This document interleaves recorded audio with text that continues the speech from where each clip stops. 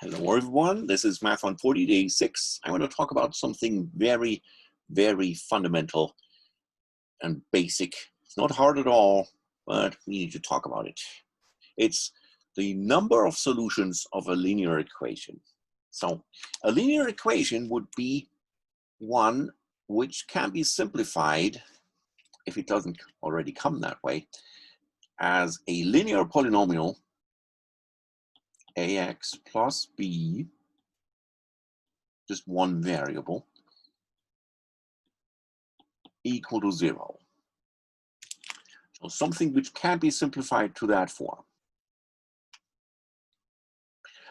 And how many solutions can such an equation have? It can have infinitely many solutions. This is how you write infinitely many.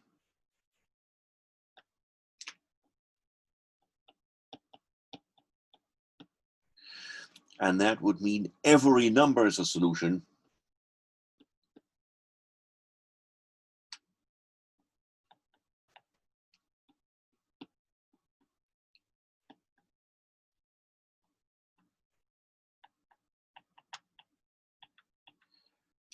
Sounds like something difficult, but it's actually totally boring. This is what happens when a and b are both 0.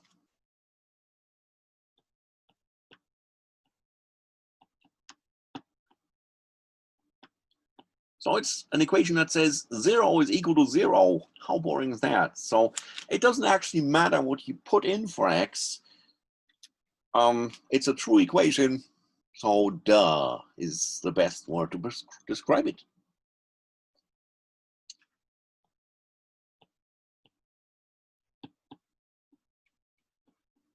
But it happens sometimes, and we just need to keep track of it, or we're losing something essential. So next case, it can have no solution.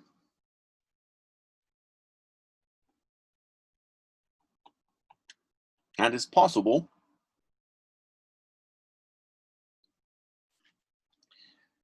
Some will call that 0 solutions. And it's not wrong. When you're counting the number of solutions, you get a 0. But it's dangerous to confuse that with the x value 0, okay? Some will think that then x is 0. We don't want that. So let's say it's possible that we have no solution. When does that happen? This happens when a is 0 and b is not 0. Also, I mean, not exactly rocket science. This is like an equation. 5 is equal to 0. No matter what you put in for x, it doesn't make a difference. 5 equal to 0 is wrong. So that means no value for x will make this a true equation. Put a nice dot. No solution. Infinitely many solution. And the last and the only interesting case is when we have exactly one solution.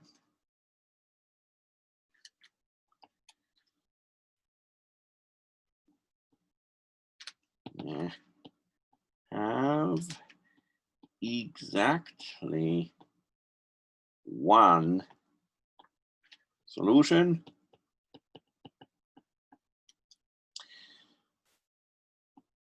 And that happens when a is not 0.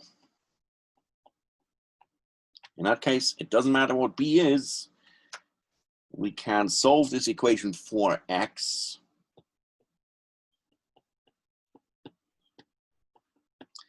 And you get x is minus b over a. And there's our one possibility. No matter what b is, we can calculate that, or we can write it down. That's the only choice. So there's never a possibility that there's exactly 2 solutions or 3 solutions.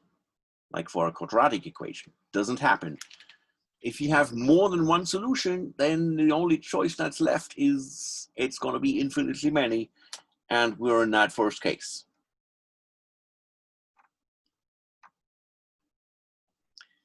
And when I write it up like this, it's pretty clear, I think, that covers all possibilities for the coefficients A and B.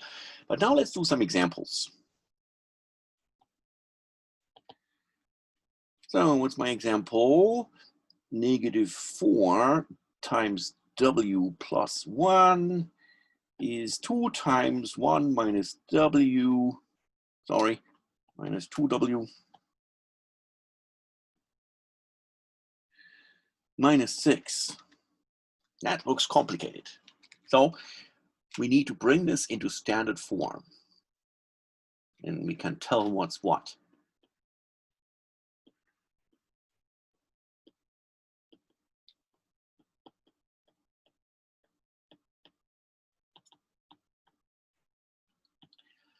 So we resolve those parentheses. We have -4W minus 4 equal 2 minus 4W minus 6.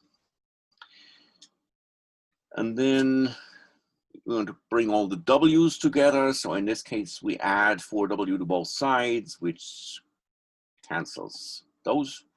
And then we got -4 is 2 minus 6. So -4 is -4. That's still not standard form. We add 4 to both sides. So we arrive at 0 is 0. And that was the first case. So infinitely many solutions. The variable is called W here instead of X. So get used to that. It's the same quality, same type of problem. The variable W can have any value. And it's a true equation.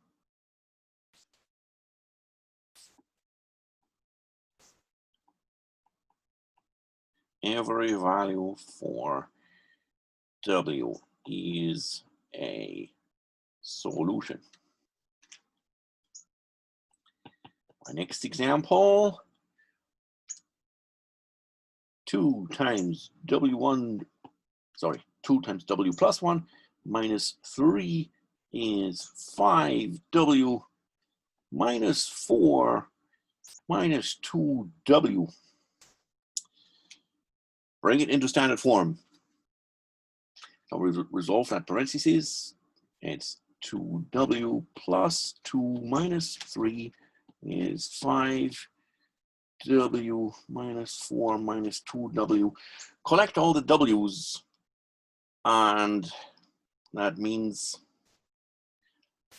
I'm going to subtract the 3 W's on the right to end up with 2W minus 3W is a -W.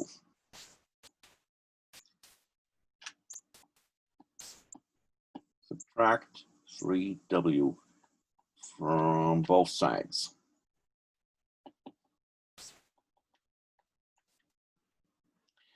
And then the constants, there's a -1 here, add 1 to both sides.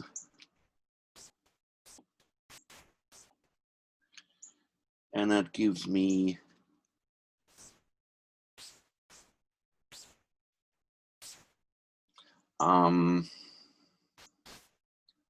-3. Am I right or am I right? Okay. Finally, standard form in my book would be -3W plus 3 equal to 0. But you can already tell it's going to be only one solution, exactly one solution.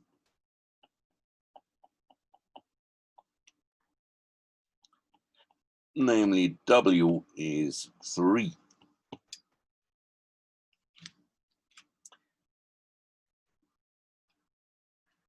And finally,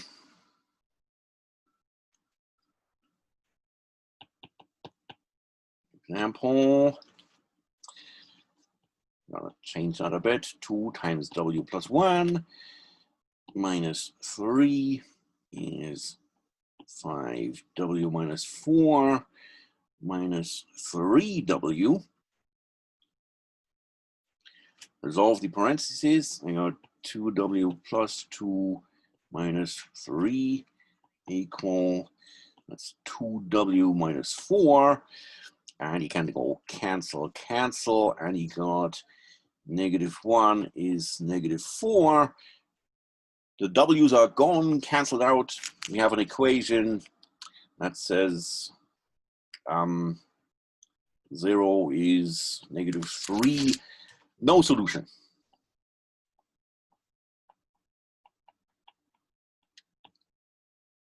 Okay, so that's the 3 cases that can come out of a linear equation, and it relates back to my earlier thing about word problems, value mixture problems. When you have those linear equations, all of these cases could happen theoretically. It doesn't guarantee that there's exactly one solution. It's possible that you get no solution or infinitely many solutions. Just keep it in mind, but also use your common sense.